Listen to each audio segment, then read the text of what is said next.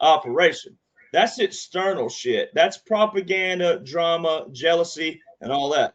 Oh, because we're talking about books here. We're not talking about laws, orders, missions, battles, the war. This is people getting in there trying to infiltrate and cause a ruckus. All right. If President Trump was in the Epstein files again, it's really this simple. Epstein's first encounter with law was in 2005, ladies and gentlemen. 2005. We're talking 20, almost 21 years ago. All right, the first encounter. All right, so who was the president in 2005? Bush. All right, so it went through Bush and it went through Obama. And then for the people who thought that Biden was real, I can play devil's advocate for a moment. We can. All right, you thought he was real?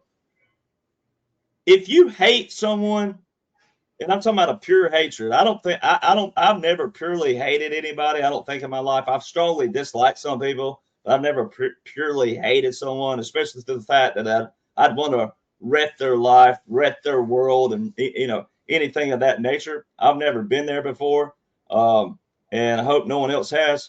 But if you replicate and listen to what all the swamp says about President Trump, they purely hate this man, a pure hatred, hate him, especially the low level liberals out there. They purely hate this man with the true definition and application of hatred in their hearts to this man. All right. Well, their quote unquote leaders, which aren't leaders, but their people that represent them, also hate this man.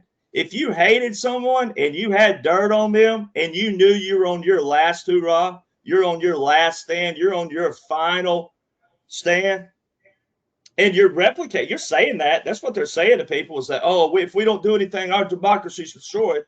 Well, if that were the case, they would have come out with Epstein files themselves if they'd have been real on President Trump, because they would be on their last hurrah.